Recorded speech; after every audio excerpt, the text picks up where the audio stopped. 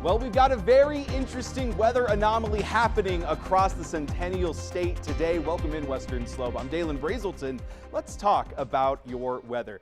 This is a very interesting time for Colorado, as of course we're seeing a lot of wind around the region. Now that has been the story, but we've got some very interesting developments from the National Weather Service in Boulder that is creating some very intriguing conditions. For the first time ever in Colorado's history, we have been issued a particularly dangerous situation with a red flag warning. Now what that means is there's a lot of high fire potential happening around the region, and it's one step further than just a regular red flag warning. We've talked about that a lot across the year. Of course, Western Colorado, no stranger to those fires. We saw some record-breaking flames across this year, and the wind across the region, well, that is creating some very intriguing conditions, to be sure. Just to remind everyone what a red flag warning in general is, it's when you have high temperatures, high wind speeds, and then very dry air. Now, those last two things is what's making this particularly dangerous situation particularly interesting, because not only are we seeing above average temperatures, and that's been 13 days in a row now for Western Colorado, but high wind speeds, I mean, across the Front Range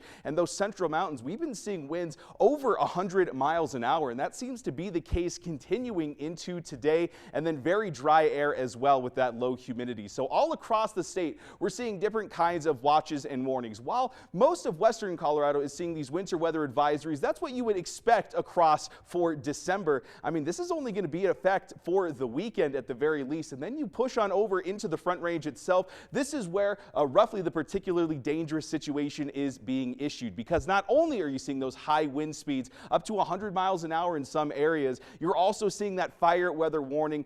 This is going to be in effect until Friday, and then pushing into the rest of eastern Colorado, that's where you're seeing the widespread fire weather warning happening, and that's going to be in effect until Saturday. So a lot of interesting conditions developing, and of course seeing a lot of travel advisories being put in place as a result. But that wind potential across the higher elevations, well, that's going to be very intriguing to say the least. Best chances for hurricane force winds pushing all the way from Canada down into southern Colorado, and even some areas into New Mexico at the very least, because we're seeing a lot of that kind of pushing into the higher elevations of the Rockies. And what that leaves us with is some very dangerous weather, to say the least. So if you're doing any traveling, highly emphasize exercising some caution here. We're even seeing some of that pushing into the western slope, the valleys, these lower elevations, not nearly as dangerous, of course, only wind gusts up to 20 miles an hour. We're not seeing any of those fire weather warnings across the western slope, but widespread across Colorado. This is very intriguing, to say the least. It's the first time, like I mentioned,